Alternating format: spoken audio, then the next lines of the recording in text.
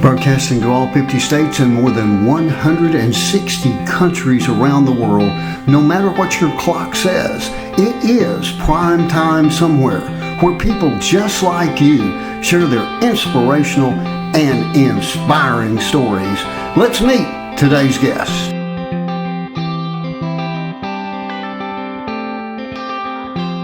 At this time, I would like to welcome my guest today, Miss Rachael Bruno, and she has a book entitled Fractured Hope that we're going to talk about with an agency that I'll just be honest with you guys right off the top, I absolutely despise this group of people because I believe that for the most part, these are highly college educated people that have never actually been with a child. Most of them don't even have a child as far as I know. But anyway, that's the end of my rant. I want to get right into it with Rachael. So Rachael, welcome to the show. Thank you. Thank you so much for having me on. You bet. Now, first of all, I always like to ask people right off the top, just tell us whatever that you are comfortable with. Who is Rachael Bruno? Well, I am a wife to my husband of 19 years. I have two boys, David and Lucas. They are now 9 and 7 years old. I have a master's degree in business administration. My husband and I were both business owners, and we got married very young. We started our own business. We did everything right according to society, right? Education, get married, get financially stable, and then start a family. Right. And everything was going according to plan until the birth of my second son in 2015. Okay. And that's where the story unravels.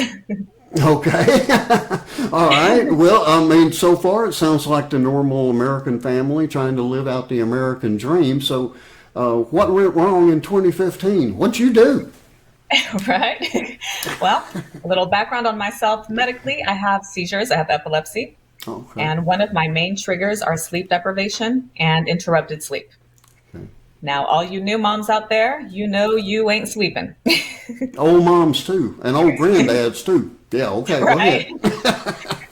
So it was my doctor's recommendation that I get some kind of help for at least the nighttime shift. Okay. So my husband and I went after that. We found a nanny for a night shift. She would work from 10 p.m. until 6 a.m. so that I could get those 8 hours of sleep. Okay. So background check, interview, referrals, everything went well. She was married herself, married to a Marine, had children, and she was going into this business. This was her first gig, as you would call it, in this kind of care. Okay. So she started watching my son when he was 7 days old. When he was about 7 weeks old, I woke up to him screaming at about 4 o'clock in the morning. And I looked at my clock, 4 o'clock, I figured feeding, diaper change, something to that extent. He stopped crying. Then about 10 minutes went by, he started crying again. Then he'd stop, then he'd start again. This went on for about 20 minutes until I finally decided to get up. I went into the bedroom. She had him swaddled inside the crib. She had her hand on his chest and was kind of like rocking him back and forth, trying to shush him, trying to get him to calm him down. And the kid was not having it. So she picked him up, put him on her shoulder, like on a burp position. And he stopped screaming. So I went into the bedroom. I said, did anything happen? And she showed me an empty bottle. And she said, I just fed him. He's really gassy. And I said, okay, fair enough. Babies get gassy. And at this time, I'm home alone. My husband is out of state on a business trip. My 20-month-old son was sleeping directly across the hallway. I have a 7-week-old screaming baby. So I tell her, he's obviously not settling down. I'm already awake. Why don't you just go home and I'll take it from here? Okay. So she left probably at about 5:15, 5:30-ish. I unswaddled my son, undressed him, looked for any rashes, bruises, fevers, drainage, anything you could think of when taking care of a newborn. No external signs of anything. I gave him skin to skin and he fell asleep. And I figured, okay, you just wanted your mommy.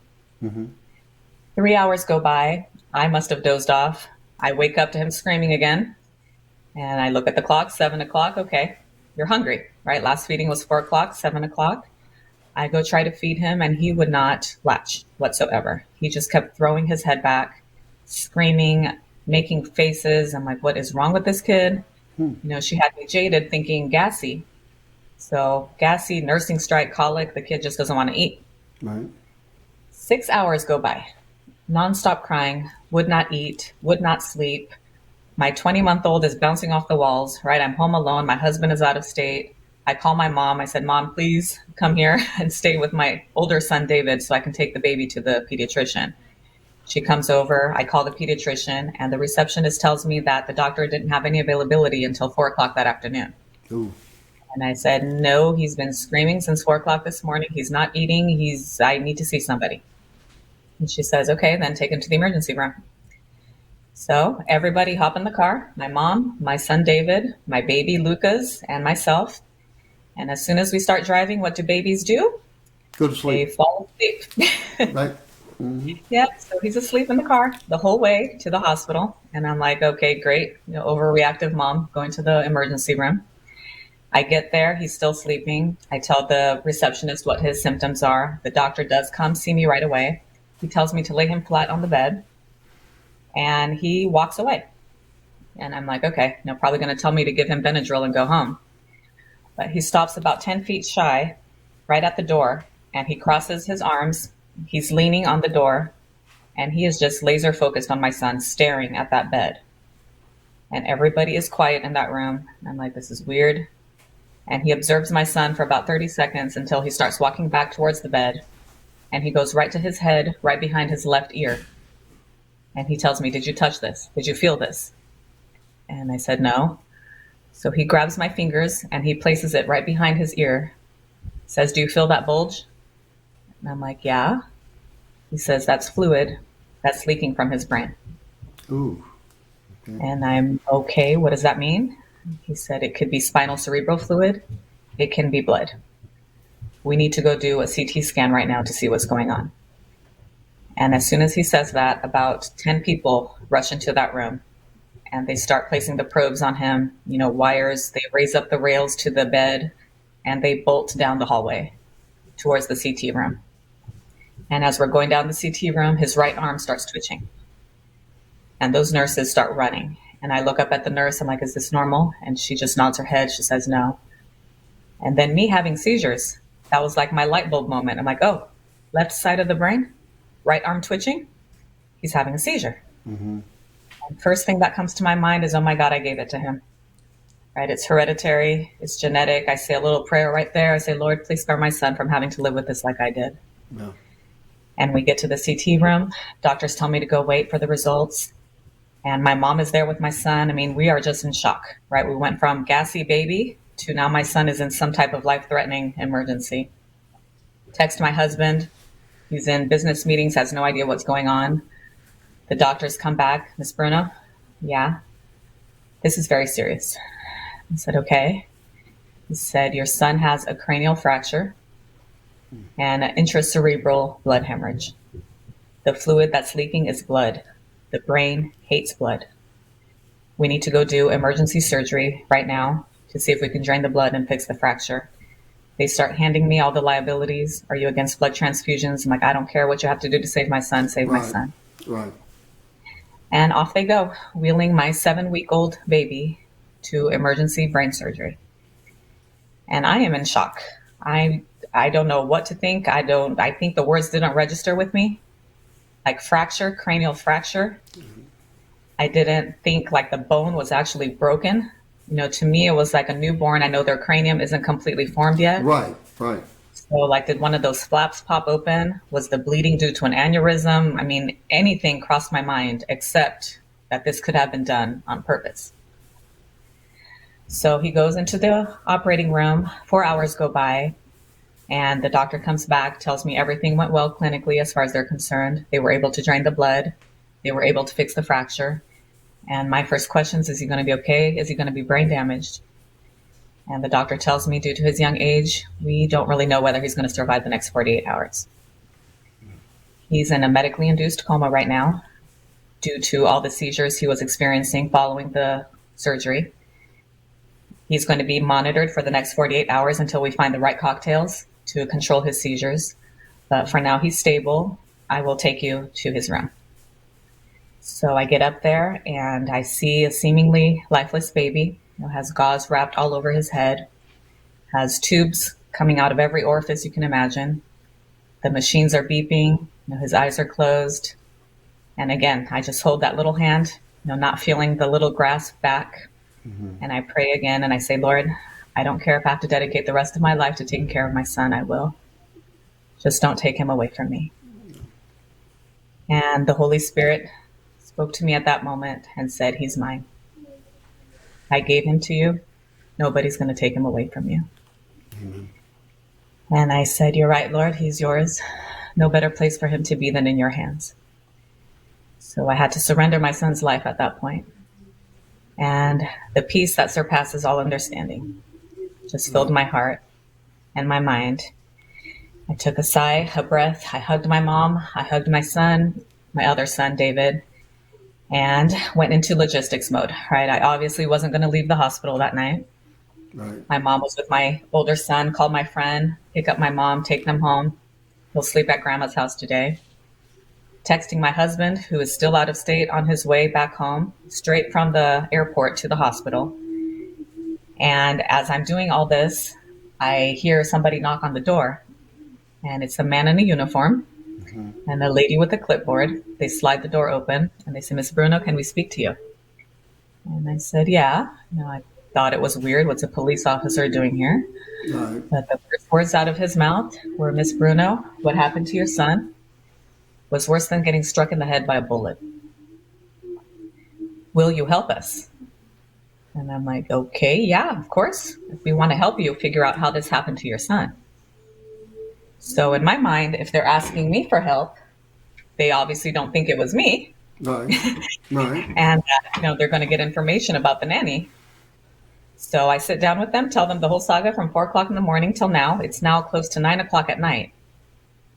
And the social worker asked me, do you have any other children? I said, I do. Like, what are their ages? Where are they? I tell her. And she says, is it okay if we go see him? And I said, okay, at this point, he's probably asleep. She said, we're not going to wake him. We just want to make sure he's okay. So I said, okay. Again, me thinking I have nothing to hide. These people are here to help me. Right. Go ahead. She leaves at that point. I think she's going to my mom's house. The police officer asked me if I will stay and wait for the detectives that are on their way. I said, sure, I will speak to them. As soon as my husband comes from the airport to the hospital, the police officer takes him to another room and goes ask him questions. He tells me to go wait in another room and closes the door and tells me to wait for the detectives. So in hindsight, we can kind of see what's going on. Right. But at that moment, I had no clue. Again, I'm thinking these people are here to help me and I'm cooperating. I have nothing to hide. Mm-hmm. The detectives show up. They explicitly tell me that this is not an interrogation. This is an interview, that you are free to walk out at any point. I said, okay. Again, not really connecting the dots. And they interview me until about 2 o'clock in the morning. So mind you, I'd been up since 4 o'clock. It's now 2 o'clock the next day, almost 24 hours without sleeping. Mm-hmm. Plus you learned to death about your child, right? Right. And I said, I really need to get to sleep. I don't want to have any seizures now. I will be more than happy to continue this on after I get some sleep. So they were very nice to me, gave me their business cards. I go to bed. I wake up at about 10 o'clock and my husband is just staring at me, has this blank look on his face. And my first instinct is to look at the baby. I'm like, he's alive. He's okay. What happened? And he tells me they took David. And I'm, well, what do you mean they took David? Who? Where? And he says, we don't know. They are not answering their phones. We don't know where he is. And I'm like, she lied to me. She said they weren't even going to wake him up. They were just going to look at him. And he said, that's not what happened. So I call my mom. And my poor mom, crying. And I'm like, what happened? And she says they showed up at 2 o'clock in the morning with 3 police cars. They asked to come into our house. We let them in. They walked through the house, opened the refrigerator, see if there was food, if the lights were on, asked where David was sleeping. I showed her. She turned on the lights, woke him up, asked me to undress him to see if there were any bruises or signs of abuse. I did. And she told me there are no signs of abuse, but we're taking him. And my mom said, no, you're not. And the social worker says, if you don't give him to us, we're going to arrest you. Now, there were 3 cops standing right there. Nobody said anything. And my mom says, okay, if I take him to jail, If I go to jail, do I take him with me? And the social worker said, no, he's going to go to foster care. And you're not going to be able to care for him because you're going to have a criminal record. Now, at this point, 2 o'clock in the morning, my dad is calling lawyers, calling people. Nobody's answering their phones. Right. The police officers aren't saying anything. My son is almost 2 years old, 20 months old, noticing all the commotion. He starts crying. And my mom says at that point, in her mind, she thought it would be less traumatic for my son if she would give him to the social worker as opposed to them prying him away from my mom's arms. Right. So my mom gives him to the social worker, and he goes off in the middle of the night, kicking and screaming. We don't know where he's going. And here we are, 10 o'clock in the morning. Nobody's answering their phone. So my husband keeps calling social services. I start calling lawyers. I call about 10 different lawyers until I find one who knows what's going on and who's willing to take my case. Okay. I go to his office and I'm like, where is my son and where do I go get him? And he tells me, sit down. You have no idea what you're in for. Yes. And I'm like, what are you talking about? They can't just come in here and take my son. And he says, yes, they can. And I'm like, well, based on what? What happened to our Constitution? What happened to innocent until proven guilty? What about the nanny? Mm-hmm. And he says, they may investigate her, they may not. This is family court. They don't follow constitutional law. And well, what are you talking about? What other law is there? Right. He says they can do whatever they deem is in the best interest of the child. And I say, how is it in the best interest of the child to rip my son at 2 o'clock in the morning, take him to God knows where? I don't even know where my son is. And he just stops me in my tracks. He pounds his fist on the table and he tells me, listen to me. What happened to your son is criminal. You are facing 15 years in jail and $100,000 bail if they decide to charge you. You are not getting your children back. And I'm like, what are you talking about? I didn't do this. And he says, I believe you. It doesn't matter. Like, what do you mean it doesn't matter? And he says, this is family court. If I go in there and ask the judge to give the children back to you, social services is going to pull this up. And he pulls out a piece of paper with the criminal investigation.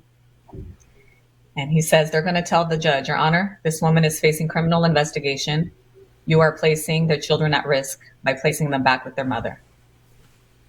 And if the judge listens, which he will, the children are going to go to foster care and they can be legally adopted by the foster family if the case lasts longer than 6 months. And they will make it last longer than 6 months. And I just nearly fell off my chair. I'm like, what are you talking about? I went jail, criminal, adoption, no trial. I'm like, what country is this? What is this? And he's like, your saving grace is that your husband was out of town when this happened. So legally speaking, he wasn't even at the crime scene. We're going to ask the judge to give sole custody to your husband. That way they don't even risk going into foster care. But if the judge grants that, they're going to kick you out of the house. So what choice did I have? Right. Right. I go back to the hospital. I tell my husband that this is the strategy and this is our plan. My lawyer tells me to get as many character letters as I can. In that weekend, this happened on a weekend. He tells me, I want you to enroll in a child abuse class and a parenting class. I want you to get individual counseling. So, I mean, it basically felt like I was, setting myself up for a plea bargain, right? When I show up for it. And Guilty I do all this. Until proven innocent is what it sounds like. Yeah, totally. Yeah. Mm-hmm. And I got 23 character letters. I mean, just a little backtrack here. I am a Christian. I'm from Brazil, originally from Brazil. My father. My father was a pastor in Brazil. And he started a church in Brazil. And he passed away when I was 9 months old. And when he passed away, the church here in America, in the United States, asked my mom if she wanted to come here to go to Bible school. And my mom accepted. They sponsored us. They took us under their wing. I mean, they did everything for us. I was 3 years old. My mom was a widow at 28.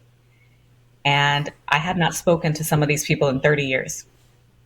And now here I am calling them, asking for character letters because my children were being taken away from me. And God places people in your life that you never, you never know God's Right. plan, Right. right? And these people were my family. I mean, they didn't second guess me. They never questioned me. They never doubted my character. I got 23 character letters in one day Wow. from these people. Amen.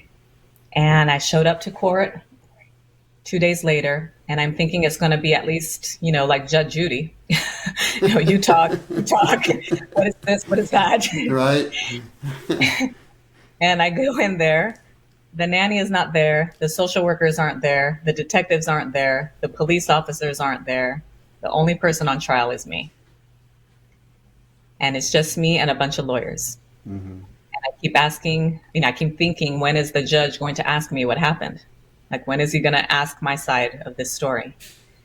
And next time I hear my name, Miss Bruno, any objections? And I look at my lawyer, and my lawyer says, any objections to the children being placed with their father? And I said, no. He asked my husband, Mr. Bruno, any objections? No. Then the judge says, okay, Miss Bruno, you have 24 hours to vacate your residence. You are court ordered to take child abuse classes, parenting classes, individual counseling. A caseworker will be contacting you regarding visitation. Court is adjourned. Wow. So within 15 minutes, everything was just taken away from me. They evicted me from my home. They took away my children and essentially, kept me from my husband as well, because he was now going to be taking care of the children and I was not allowed to step foot in my house. So I walked out of that courtroom bawling with my mom. And I'm saying, this can't be happening. This is not happening. What is going on? And my lawyer looks at me, very casually and just says, I told you this was going to happen. And I'm like, I know. I still don't believe this is what's happening. That's So I go home, pack up everything. wow.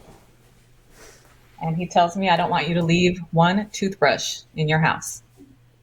They're going to come to your house. They're going to do a walkthrough. No shampoo, no nothing. I mean, they're going to report everything back to the judge and they will use everything against you. So I pack everything up. My neighbor at the time was gracious enough to let me put everything in his house. And I asked my lawyer, where am I supposed to go now? Like, I'm an only child. My whole family's in Brazil. I can't go with my mom. They won't let me live with my mom because she was with my son when he was seized. I can't go to my husband. Where am I supposed to go? And he said, well, as long as your son is in the hospital, you can stay in the hospital. It's a monitored facility. They can't kick you out. So that's where I went to go sleep in the hospital for about 3 days. My mom went to church, asked my pastor to come pray. He was out of the country, so his wife came. And she prayed for my son, and she looked at me, and she said, I've been praying, and God told me you're coming home with me. Now, I'd been going to this church for about 6 years, but, high-bye relationship with the pastor. Didn't really have any intimacy. She basically invited a stranger into her house. And I couldn't have asked for a better friend at that point. Somebody who would laugh with me, who would cry with me, who would pray with me, intercede with me. Just the perfect person that I needed at that point in my life. And God just kept sending me all these little pearls, right? All these little glimpses as we're going through the fire. It didn't turn out the way I wanted to. I prayed so fervently before that court date that the judge would see, that God would open their eyes, that something would happen. Right. But, God had something else to reveal to me or something else to teach me as I was going through this. And in that child abuse class, I figured, what the heck am I going to be doing in a child abuse class? Probably going to be in there with a bunch of drug addicts, alcoholics, tattooed, pierced up, drunk people. Right. And when I get in there, everybody is in the same boat that I was. They could complete my sentences. They knew who my judge was. They knew who my caseworker was. They knew the doctors. They knew what the diagnosis was. And I'm like, what? Like, this happens regularly? And they're like, oh yeah, this happens all the time. And I'm like, but why? Why would they be taking kids from not abusive homes? Like, nobody had intentionally abused their child. There were bathtub accidents. There were park accidents. There were disgruntled exes. And in my case, the nanny. They never bothered Right. to investigate the nanny. Uh-huh. And, the facilitators, the people in charge were very vague about the answers. But, nothing Google can't help you figure out. So I would research at night and figure out what is going on in this child welfare system. Like, what is the incentive here? And I remembered when they took my son, they actually took him to the county children's shelter, and they would not release him to me or to my husband. They eventually released him to my mom because she was a public school teacher and she was a mandated reporter, fingerprinted. She was already in the system. And when they did, they asked my mom if she would adopt my children before I even had a hearing. Wow. And my mom said no, like, give them back to their mom to whom they belong. And the social worker tells her, well, we don't know what the judge is going to order. So if the judge orders the removal of the children, will you adopt them? And my mom says, what happens if I don't? She says they'll go into foster care. So my mom signs the adoption papers. And when she did, the social worker hands her 2 checks for $680 each. And she says they will each be getting $680 per child. They will get Medicaid. They will qualify for food stamps. And my mom says, I don't want your money. Right. And the social worker says, well, this is how we help the families. So with that little tidbit, I went on Google and found out that there's actually a federal law called the Adoptions and Safe Families Act, which was signed into law by Bill Clinton in 1993. And it gives every state federal funding for every child that is placed in foster care. So the state gets anywhere between $2,000 to $8,000 a month per child per month. So while my mom was getting $680, that other, let's say conservatively $2,000, it's going to the public defenders, it's going to the facilitators, it's going to the psychologists, it's going to the social workers, it's going to the psych evaluations. I mean, everything, anything, you name it. Everybody gets a little slice of the pie. So I'm like, oh my gosh, like, this is evil, right? This is the definition of human trafficking, basically, where every child has a bounty attached to their head, right? Has a value attached to their head. Mm-hmm. And as I'm in this child abuse class, there was about 30 of us in there. And I'm hearing, people fight over the money. Like, family members want to adopt the children because they will get this check every month. And they will throw the parents under the bus. They don't care. And I see, I'm like, why? Like, termination of parental rights, no trials, no juries, no due process, no nothing.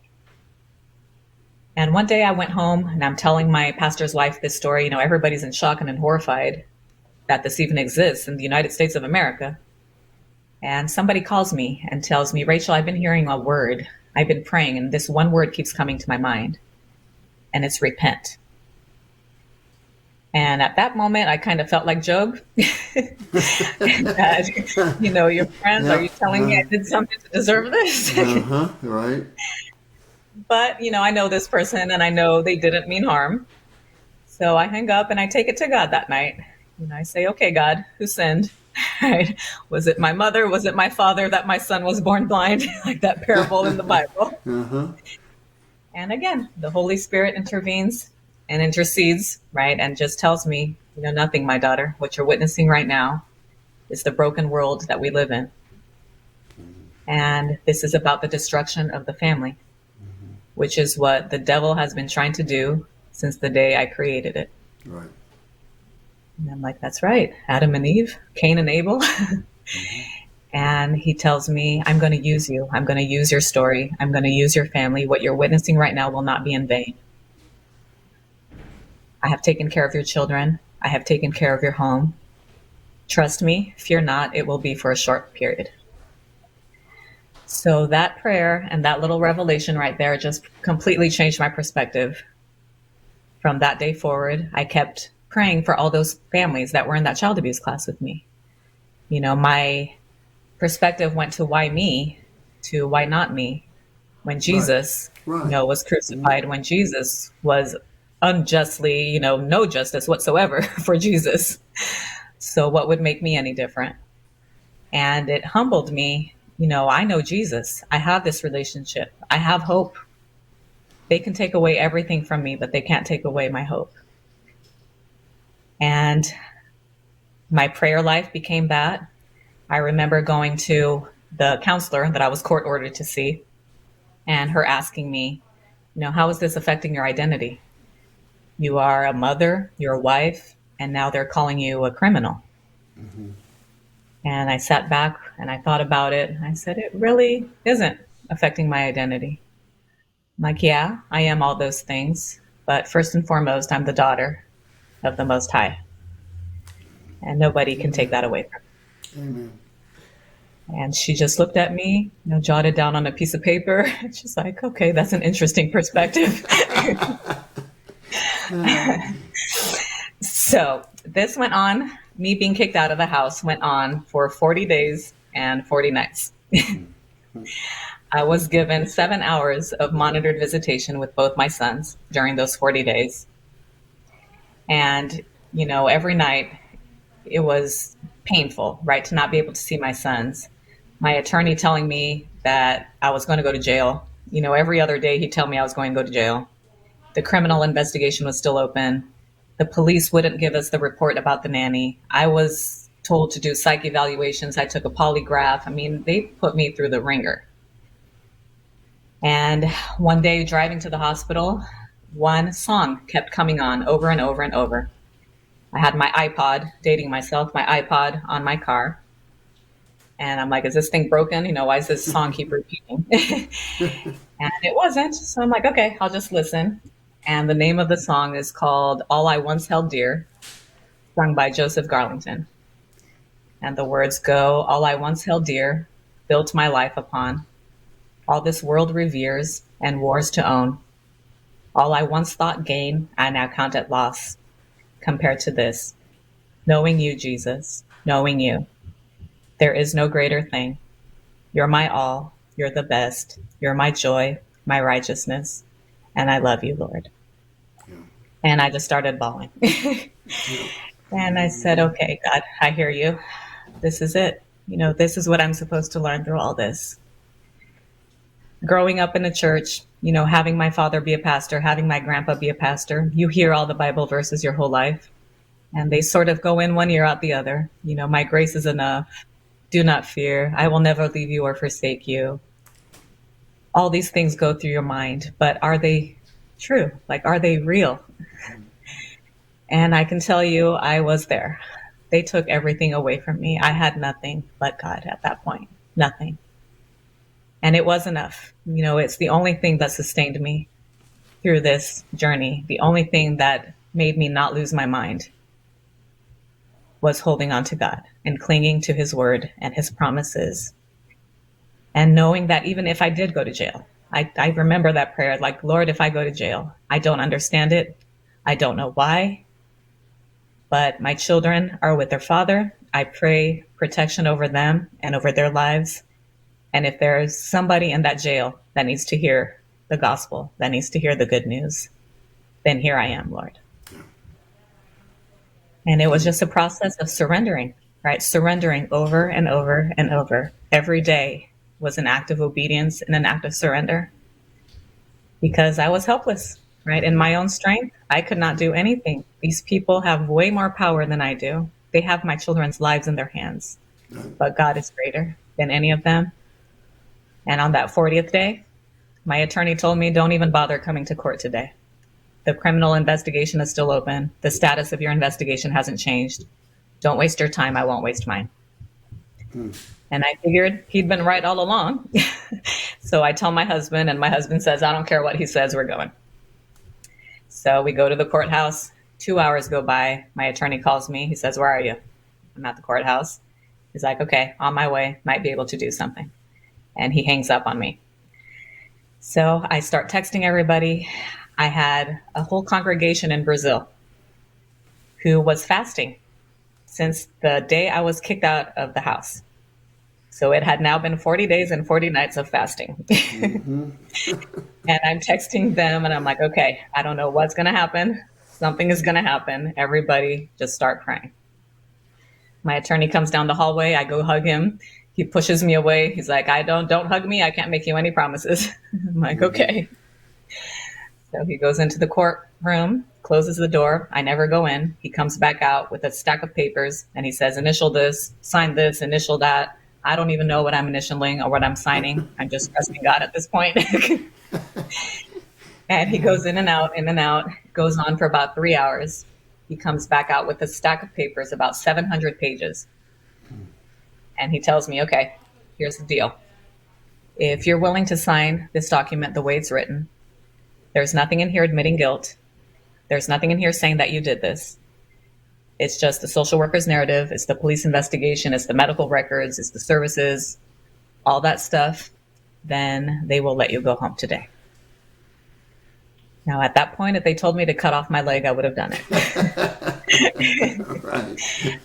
So I signed the papers, and my attorney told me, he said, I've been doing this for 23 years, and I have never seen them let anybody go home before trial.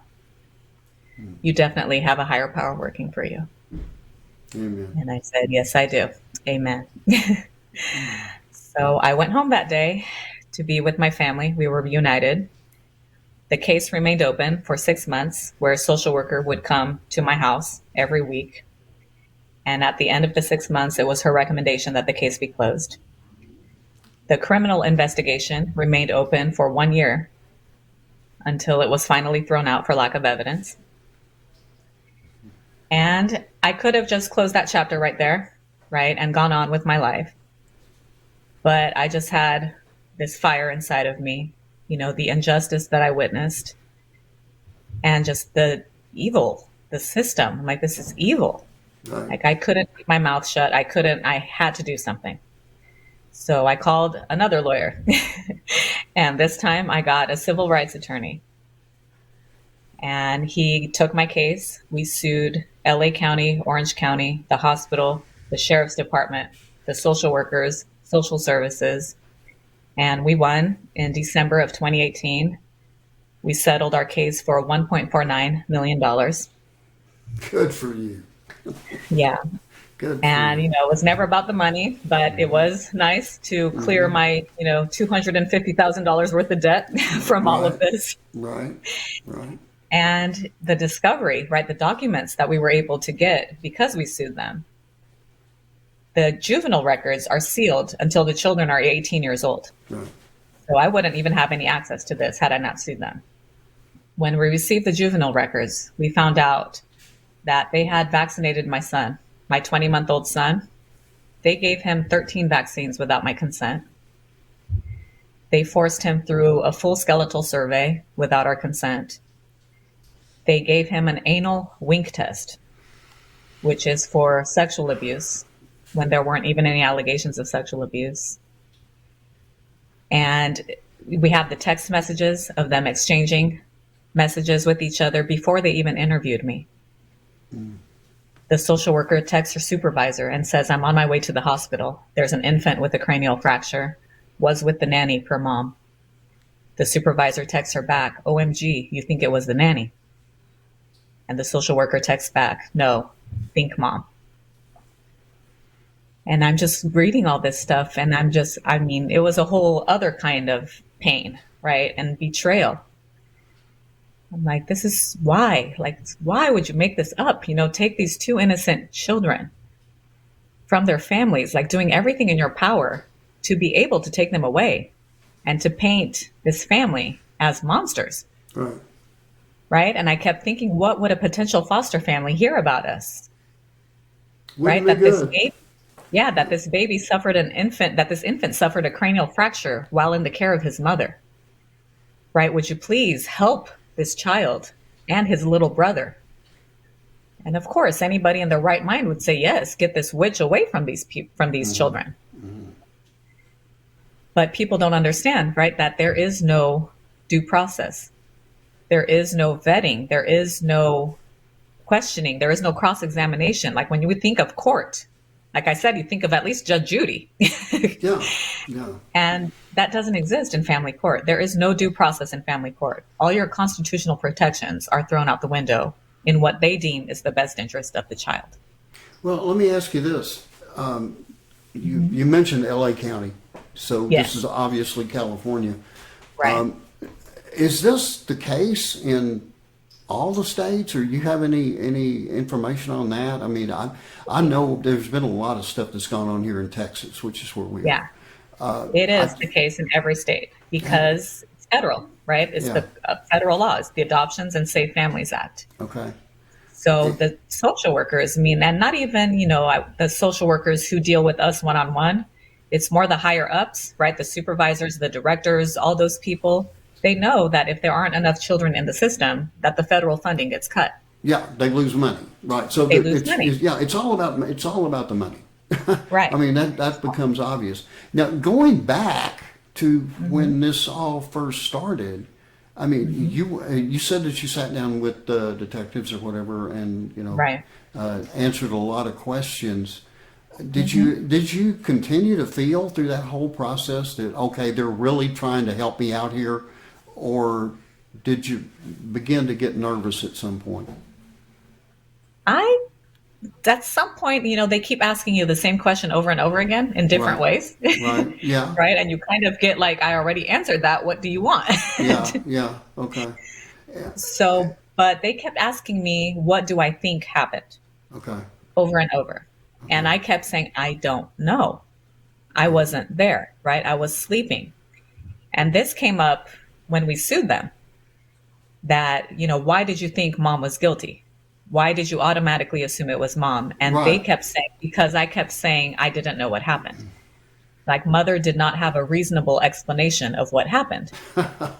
And my attorney was like, she was sleeping. Yeah. Exactly. Exactly.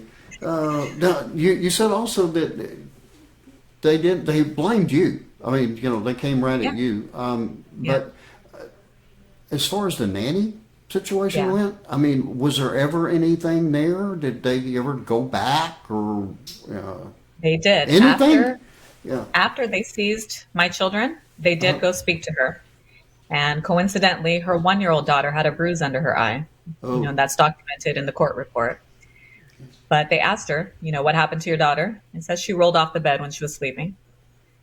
And then they asked her, how was the Bruno baby when you left the house that morning? And she said the baby was perfectly fine. And they believed her. I mean, it's just as simple as that. Yeah. Well, they couldn't take your kids if it was her, right? Exactly. I mean, And that's basically what it comes down to. it is. It basically comes down to a criminal investigation versus a child welfare investigation. And if it had been strictly a criminal investigation, then they would not have been able to take my kids. I would have had more rights as a criminal than as a parent in family court. Well, now I do know here in Texas, and again, I told you before we even got started that there was some family stuff here that I Yeah. was aware of. I do know here in Texas they came up with a new law either a year ago, maybe 2 years ago, something I don't remember, where they make it more difficult now for Yeah. the CPS to take kids or whatever. Yeah. Now, I don't know if that's just Texas, because Texas always thinks we can do Yeah. whatever the heck we want to. Yeah, it is just Or- Texas. I Yeah. mean, every state, Okay. Okay. Yeah, go ahead. every state has to come up with what is called WIC, the Welfare Institutions Code. Okay. And each state comes up with basically their own laws in order to qualify for the funding. Okay. So when my attorney says they don't follow constitutional law, that's basically what he means, is that there's a parallel law called WIC, Welfare Institutions Code. Okay. So they put, their legal jargon in there that sounds nice, but it still lets them get their money. Yeah. Yeah. Well, now, what prompted them to just all of a sudden give up? I mean, that's basically what it sounds like. Right. I'm sure there's a lot more to it than that. But what do you think? What do you Well, think? my attorney says he doesn't know. He even said that. He Okay. said it was God. Just an intervention of the good Lord. Well, Yeah, that'll the do it every intervention. time. Yeah, he's got a Yeah. 100% success rate. So I Absolutely. can, But I mean, my attorney said, he was getting ready for trial. Like Yeah. I had to do the polygraph. I had to do the psychiatric evaluation. All these things were done in like stealth mode okay. without social services knowing that I was doing this stuff. So that when we did have a trial, my attorney would, boom, have all this documentation and all these things at hand. Right. So Well, it was God. I just can't imagine, going through the trauma, number one, Hmm. of having to rush a kid to the hospital and going through Right. that. And your full concentration, I mean, like 100% of it, is going to Yeah. be on what's best to get this kid healthy, Right. save my child, right? Yes. 100%. I Yeah. can't imagine them being hit with all these side questions. And Yeah. even if you understand the question, Yeah. still your focus is on Right. what's going on with my kid right now. My kid Yeah. is, I'm not looking at my child, or even if I am, the doctors are Yeah. working. Yeah. That's where your focus is. These people should be out of the way. They should be Right. gone, nowhere even nearby Yeah. until everything is stable. Okay, now Right. once a child is stable and Right. everything is, under control or whatever, Yeah. I can understand then somebody coming in and asking a question or two. Right. Okay, Right. And I but said, like, do whatever you want to me, right? Put me through yeah, the ringer, but leave my children alone. right. Like the fact that they took my 20-month-old son at 2 o'clock in the morning from my mom's house and took him in the middle of the night to go spend 48 hours at the children's shelter What's with up with strangers. that? Yeah, what Yeah. why what is the possible? I mean, what could possibly be the benefit Yeah. to that? There is no That's benefit. yeah. Right. And even according to the law, that's the thing, though, they don't have any accountability, right? There's no oversight over social services. Okay, So in their policy, I'm going to ask you a question because this is something that I have seen too many times. This, the social worker that you dealt with. How old yeah, was that social worker? she was probably in her 40s. In her 40s. Okay. Well, Yeah. that's unusual because the ones that I have seen and heard Yeah. about, they're all like barely in their 20s and they're fresh out of Yeah. the university. And Right. not one of them's got a kid. Yeah. Well, she didn't have a kid. She was in her 40s and she did not have any children. Yeah. Neither did the So detectives. yeah. So if they don't have children, they have no Right. clue, and they should Yeah. immediately be disqualified from judging any Right. parent. Let a parent Right. judge a parent because I promise you, as a parent, I can tell you where a good parent is. I can Yeah. tell you. I know. Yeah. I can watch for 10 minutes. I can watch the kid and the parent, and I can tell Yeah. you if it's a good parent or not. Right. But somebody that has no children has no clue. They should be disqualified. Let them go Right. play with, something else, but not, Well, not kids. interestingly enough, after we sued them, you would think that these people would be disciplined, right? Right. Or put on probation or something. Uh-huh. No, she had got promoted after we sued them. And my attorney said that they do this often It's crazy. because once you get sued, you're like a liability on the field, right? So let's take them away from the field and give So, them a yeah. desk Yeah. as a Move them up. supervisor. Move them up. Yeah. Yeah. Move them up. All right. Now, fast forward a little bit here. As far as the journey to sue these people, I know that had to have been a battle in itself. Yeah. So, how long did that process go? It sounded like your initial process went about, what, a year or so?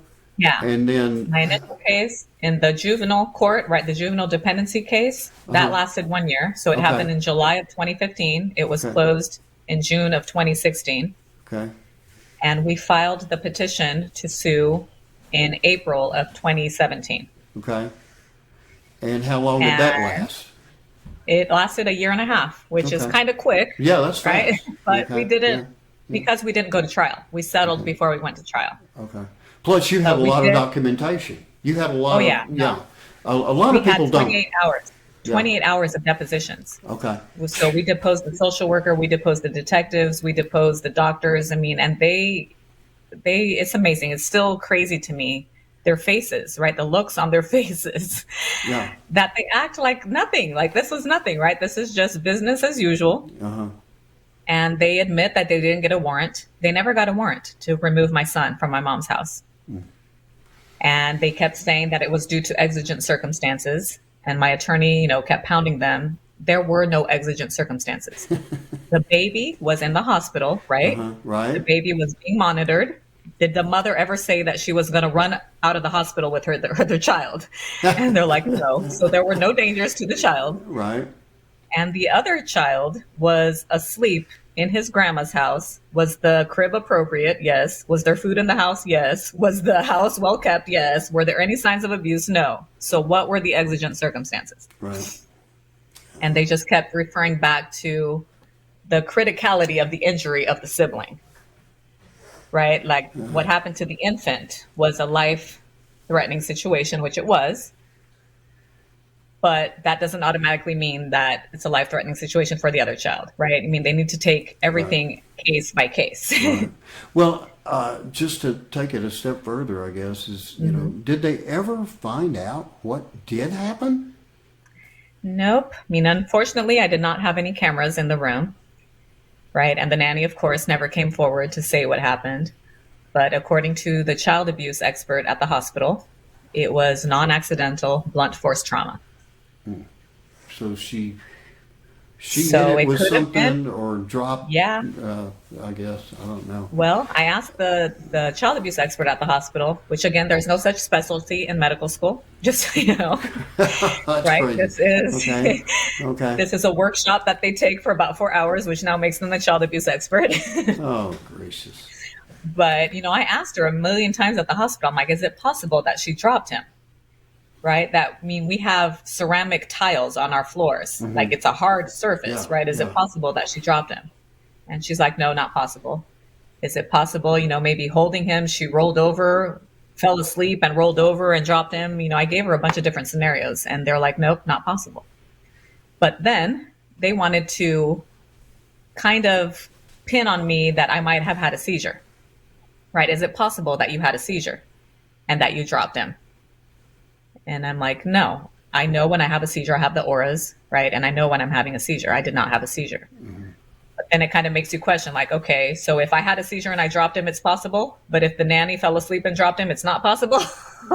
Well, it doesn't fit the narrative. Yeah. Right. Yeah, there's a lot of that going along now. Yeah. Oh, goodness.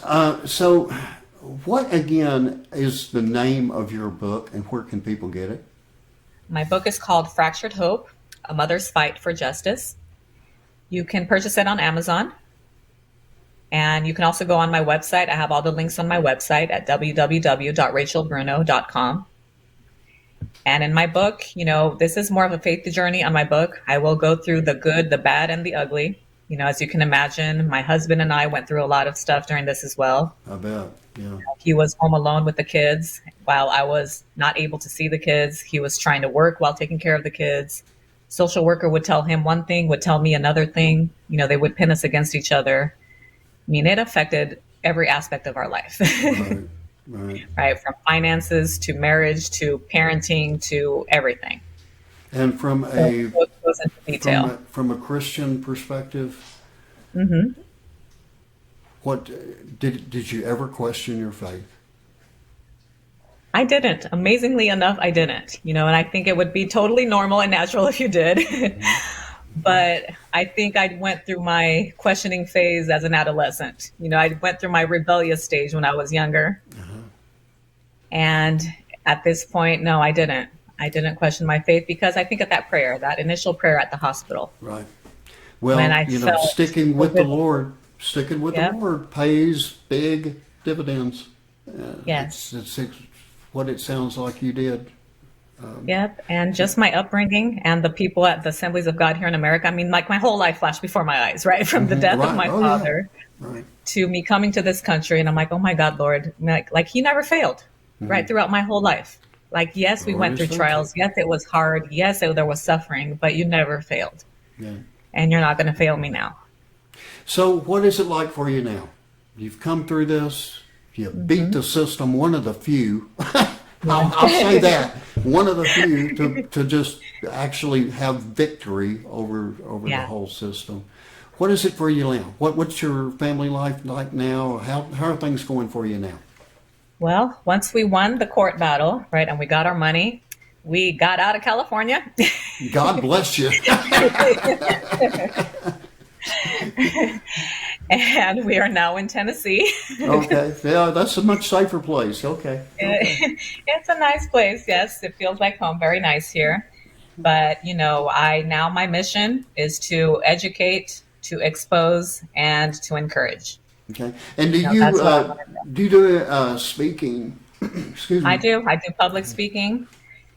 And, the churches, like I told you before, I think growing up in the church, I thought foster care was like the Make-A-Wish Foundation, Okay. right? Because we Okay. have workshops at church, how to become a foster parent. Let's Yeah. donate to this organization for the foster kids. Let's do this. Let's do that. Right. And then here I was, I'm like, oh my gosh, like it's nothing like that. It's only more like a socialist system. Yeah, that's for It sure. is. And I'm Oh, thinking, the gracious. church needs to wake up that the Bible verse people often use, is take care of the widow and the orphan, right? Right. And these children are not orphans. Okay. I hate to tell you that there are families, loving families. They have grandparents, they have aunts and uncles, they have, cousins, they have people that want to take care of them. But the system does not allow it. The state gets less money for kinship placement Right. than it does for the certified foster families. Everything is all about the almighty dollar. It's all about the Unfortunately, money. That's what it. So That's instead what of it is. focusing, on getting these children out of these homes, why don't we help the families stay together? Right? Why don't we provide the resources? My mom was a single mom for years. My mom had to work 3 jobs. And sometimes I was home alone. Sometimes I did have to eat at my neighbor's house. Sometimes I, didn't bathe for 3 days, whatever. Yeah.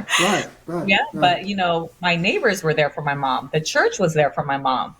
And that's what it means to love one another, right? And to Right. love your neighbor. The Bible never says call the government. Yeah, run from it. Yeah. Yeah.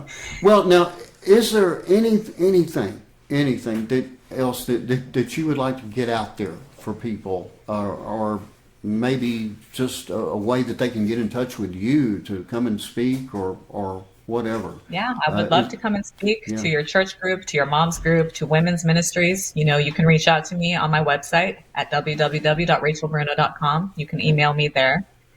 And, buy the book that tell people that somebody who went through this. And Absolutely. that Absolutely. it happens. It happens. On that child abuse class, out of the 30 of us that were in there, 3 of us got our kids back. Oh, wow. Yeah. Yeah. That's so sad. It's just, Yeah. it's heartbreaking is what it is. It is. The destruction of the family right now is a It terrible is from thing, all different and angles right something's now, going right? on. In our Yeah. culture, it's crazy. Yeah. Well, if you read the Bible, and you do, Yeah. Yeah. it warns us of these days, and Yeah. I am convinced. I have a couple of other shows I do that I am convinced that we are definitely living in the latter days. Yeah, it is. So- Yeah. Well, Rachel, I really appreciate you coming on the program today, and I do encourage everybody to go out and grab a copy of the book. I'm going to myself because I do have some family members that I think would find at least some hope in there. Yeah. Yes. So, if not some instruction. So, Yes. thank you so much for coming on, and I've enjoyed it, and I can only hope that from this point forward that your life is a little bit less stressful. Yes, sir. Thank you so much for having me on and, for using your platform to create awareness. And yes, hope, all our hope is in Jesus. Amen. Oh, thank you so much. Thank you.